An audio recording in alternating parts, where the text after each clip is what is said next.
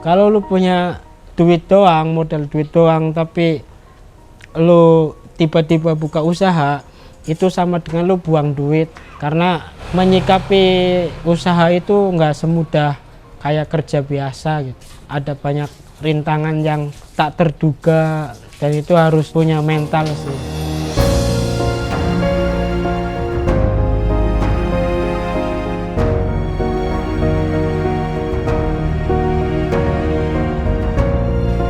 Terus akhirnya hari yang keempat itu saya udah bener-bener cuman rebahan sambil mandangin perabotan itu, mesin itu. Duit sudah kepake, mau nyerah duit sudah kepake, mau lanjut bingung, gagal terus, tangan pada pegel semua, banyak yang luka kena pisau-pisaunya mesin, kena baling-balingnya mesin, badan udah nggak karu-karuan, duit udah habis. Selama 4 hari itu tuh gua mau mati pokoknya.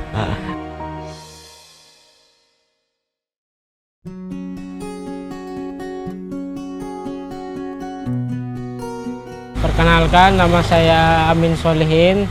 Saya dari Tegal, saya usaha cilor, tempatnya di Jakarta Pusat, tepatnya di Kramat 5, Kecamatan Senen.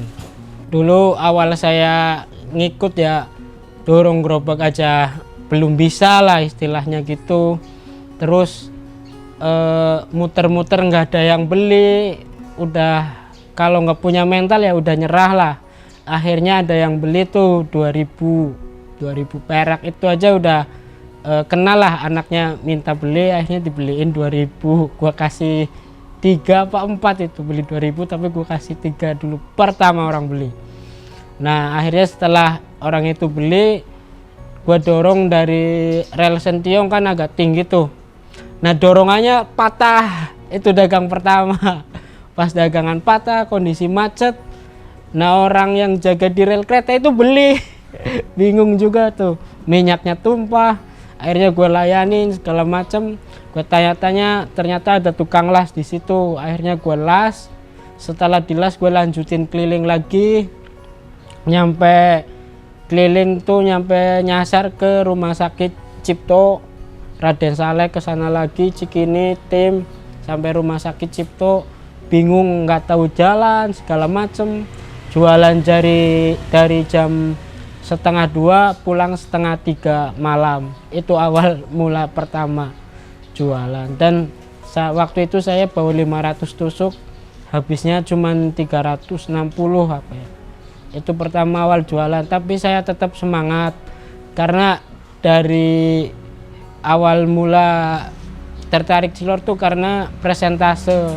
Dan semakin kita bisa ngejual banyak, semakin kita bisa dapat cuan banyak juga. Beda sama kerja, kalau kerja capek ya paling dapatnya bonus lah.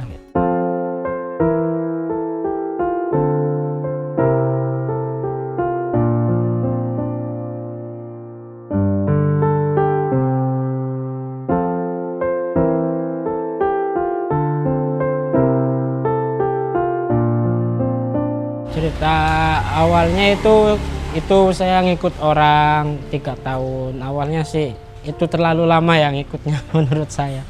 Cuman kepentok sama corona, kejeda. Jadi pending dulu mau buka.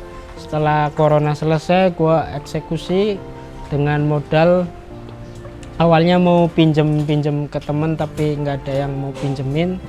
Terus lah baru ke orang tua, akhirnya dikasih berapa persen lah dari modal yang gue paparin ke orang tua. Nah dari situ gue bangkit, gue beli mesin, beli peralatan, ngontrak 1 petak dulu. Terus udah beli bahan-bahan segala macem, gue nyoba mulai bikin sendiri, tapi nggak segampang yang saya bayangkan, Pak. Jadi sagu 2 karung itu gagal terus, sampai tangan kena mesin, sampai mandi keringet segala macem, nggak jadi-jadilah. Pokoknya selama 4 hari itu tuh gua mau mati pokoknya. Emang bikin cilor tuh nggak susah, nggak susah, nggak gampang, harus benar-benar takarannya pas, airnya pas, bumbunya pas. Jadi kalau cilor itu pakai air yang mendidih.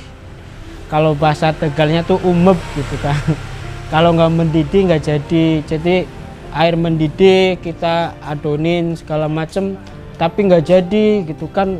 Jadinya lembek, ada yang jadinya kekentalan, encer, pokoknya macam-macam deh. Selama 4 hari itu proses bener-bener bikin saya menyerah, tapi duitnya udah habis buat beli barang-barang, mesin segala macem, mau dilanjut nggak bisa.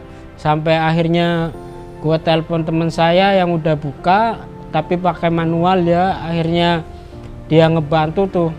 Pas itu dia datang jam 2, setengah 2 lah, setengah 2 malam dia habis dagang. Gue tolong minta bantuannya, akhirnya kita sama-sama ngeracik, sama-sama ngadonin tuh pakai air yang mendidih itu.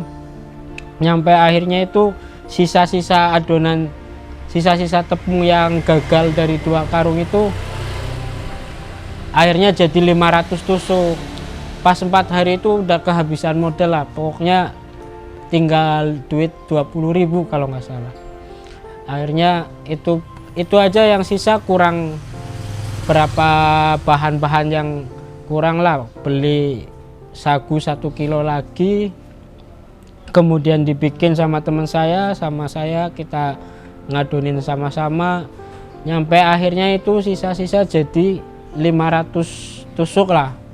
Nah dari 500 tusuk itu akhirnya gue bisa belanja dong, paginya bisa makan segala macem lah, udah ada udara istilahnya gitu.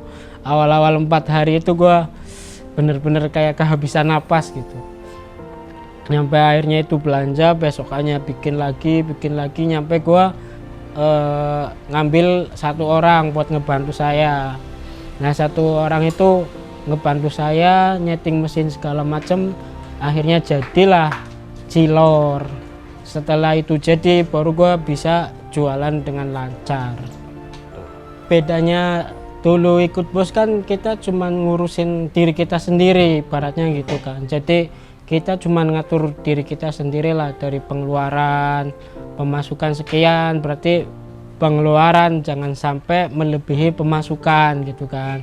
Dari mulai dulu waktu masih ikut beli rokoknya ketengan, sekarang udah bungkusan, bahkan selop-selopan kalau buat nyetok. Terus pengeluaran kayak mau beli jam tangan, dulu kita mikir-mikir mau beli jam tangan sekian-sekian, sekarang tuh udah beli aja, gua kerja kok gitu kan. Udah punya usaha kok, beli aja gitu. Bahkan alhamdulillahnya udah kebeli mobil, cuman mobil enggak dibawa ke Jakarta karena buat keamanan, dan gue belum punya SIM sih, tapi ntar mau bikin lah gitu. Bulan ini bikin, baru habis puasa lah, beli pas puasa tahun lalu gitu. Terus kesulitannya tuh ngontrol karyawan. Jadi semua orang kan nggak semua satu watak, nggak semua bisa diatur, nggak semua bisa kompak gitu kan.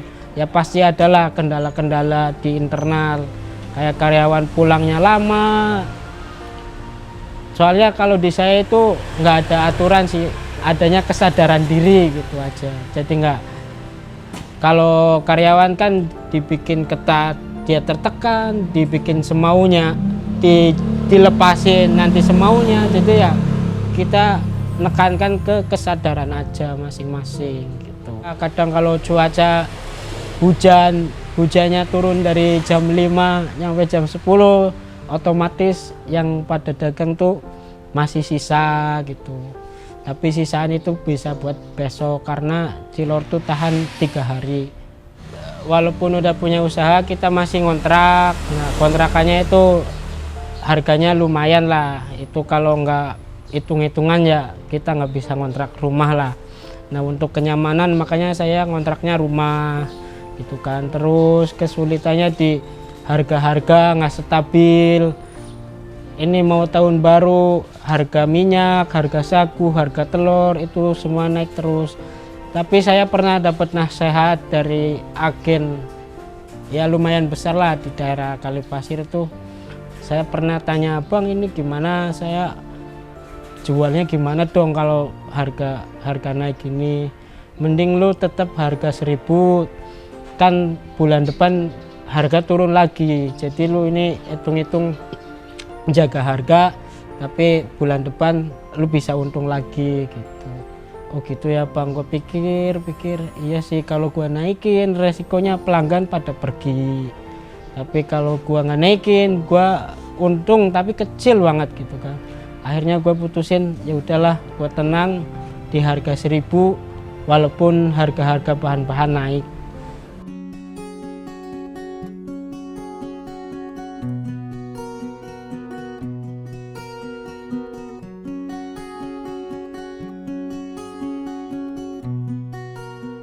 Dari pendapat customer itu ya, terutama dari segi bentuknya itu sama rata, soalnya nyetaknya pakai mesin nggak manual. Terus rasanya juga beda sama cilor lain yang bikinnya pakai manual. Terus dalam sausnya itu racikan saya sendiri, jadi sausnya itu pas lah sama cita rasa Cilor Bos itu beda karena sausnya punya racikan sendiri. Terus yang keempat itu layanan dari pedagangnya itu udah saya briefing, kalau ke customer itu yang ramah, dan kalau pelanggan itu dibonusin lah paling nggak 1 tusuk, itu kan udah seneng pelanggan. Terus yang keempat tuh dari cara goreng-goreng segala macam itu udah saya briefing semua, jadi harus warna ada kemerah-kemerahannya, jadi dimakan itu ada gurih-gurih nikmatnya gitu. Biasanya tuh orang misal baru pertama lihat cilor ya, belilah 2.000 apa 3.000, Bang nyobain 3.000 itu kan. Udah dimakan udah habis, balik lagi biasanya beli 10.000 gitu. Beli 10.000 besokannya beli 20.000 gitu sih yang sering terjadi. Dan orang kecanduan cilor tuh biasanya dalam 1 bulan tuh bisa beli terus, tiap hari tuh bisa beli terus. Ada pelanggan saya yang gitu. Jadi saya tuh ada 12 gerobak sekarang ini. Tanggal berapa ini? Tanggal 6 Desember itu saya udah alhamdulillah udah 12 gerobak. Yang 2 itu di Setiabudi, yang 9 itu di daerah Menteng lah. Ada di Gondang Dia, di Kalipasir, di Taman Ismail Marzuki, di Raden Saleh, di Keramat 6, terus di Kenari, di Kuitang. Yang satunya tuh di deket Grand Indonesia. Jadi kalau mau beli cilor yang ada tulisan Cilor Bosnya itu insya Allah enak. Kalau nggak enak duitnya dikembaliin. Chicken nugget, sosis itu kan udah masuk Indomaret, Alfamaret, Alfamidi, yang Maret itulah. Nah, untuk kedepannya pemikiran saya pengen kayak gitu, dibikin kemasan sedemikian rupa biar bisa tahan lama. Nah, bisa dimasukin ke Alfamaret, Indomaret, di frozen kayak gitu. Jadi nanti bisa produksi massal lah. Mungkin produksinya nggak di Jakarta, bisa di rumah. Kalau kayak gitu kan bisa dikirim kan. Jadi mengurangi biaya sewa, akhirnya bisa dijual lebih murah gitu. Nah, untuk pemasarannya saya pengen memanfaatkan sosial media kayak TikTok, toko-toko online, toko biru, Lazada dan lain-lain. Pengen kedepannya pengen kayak gitu, cuman belum ketemu jalurnya lah. Saya juga ada TikTok namanya Cilor Bos juga, O-nya double, S-nya double, Cilor BOOSS. Juga di Instagram juga ada IG-nya sama namanya Cilor Bos, O-nya double, S-nya double. Follow ya, bantu UMKM. Ini produk dalam negeri. merintis terus berkembang 7 gerobak, akhirnya membuahkan hasil yang saya inginkan. Itu kan uang sudah terkumpul, akhirnya saya bisa menunjukkan lah bahwa dengan jualan cilor itu ternyata ada cuannya, bro. Akhirnya gue ngumpulin duit itu selama merintis, gue udah dapet duit, gue beliin ke mobil Brio. Istilahnya ngembaliin modal orang tua lah. Modal orang tua itu ya hanya ngasih berapa juta, tapi gue ngasih berkali-kali lipatnya ke orang tua dengan ngerenov rumah orang tua yang sudah berumur lah. Sekarang sudah lumayan bagus, alhamdulillah, di kampung. Mungkin orang kalau mandeng cilor itu sebelah mata lah ya, apa sih jualan itu doang, apalagi cewek tuh. Cewek pasti kalau ngelihat orang jualan, apalagi jualan gerobak kecil kayak gini harga 1000-an, pasti mandengnya sebelah mata, bro. Mungkin ada istilah kalah sama yang sehari kalah sama yang sebulan 4 juta. Kalau saya mah sehari 300.000. Mungkin ada istilah gue, akhirnya cewek mandeng orang dagang itu kayak sebelah mata. Nah, saya buktikan nih bahwa dagang cilor pun bisa membuahkan hasil dengan ngerenov rumah, beli mobil gitu. Awalnya diremehin.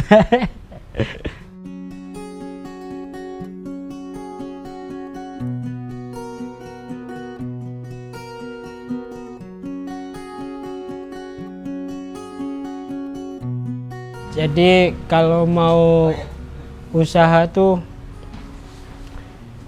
harus belajar dulu lah, istilahnya ngikut dulu, baru kalau sudah menguasai, punya skill, punya mental, emang benar-benar itu usaha yang lu suka, baru ada modal buka. Kalau belum ada modal ya bisa pinjem atau jual tanah dan lain-lain. Pokoknya lu harus menguasai ilmunya, punya skill, punya mental, baru buka. Kalau lu punya duit doang, modal duit doang, tapi lu tiba-tiba buka usaha, itu sama dengan lu buang duit. Karena menyikapi usaha itu nggak semudah kayak kerja biasa gitu. Ada banyak rintangan yang tak terduga, dan itu harus punya mental sih.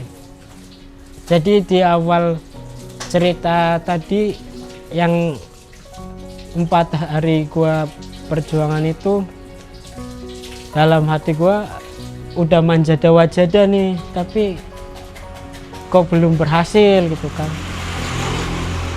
Gue udah sungguh-sungguh banget lah, istilahnya gue udah mentokin, tapi ternyata gue masih gagal nih, gimana, gue bingung. Akhirnya ya gitu, kalau lu udah nggak mampu dengan pemikiran lu, ya lu harus kolaborasi, harus ada temen, harus ada orang. Itu kan benar, manjada wajada, barang siapa yang bersungguh-sungguh maka akan berhasil. Namanya bersungguh-sungguh, kalau sendirian ya tetap susah, bro. Harus ada yang ngasih tahu gitu loh. Kalau lu kemampuan lu segitu, ya lu harus sadar diri bahwa kemampuan lu segitu dan lu butuh orang gitu. Jadi kesimpulannya, walaupun lu udah bersungguh-sungguh, tapi belum tentu lu berhasil. Kalau lu masih meninggikan ego lah, bahwa lu bisa, tapi nggak bisa juga kayak gitu. Lu harus kolaborasi dengan orang lain. Lu tuh manusia itu butuh orang lain gitu. Lu nggak sendirian di dunia ini.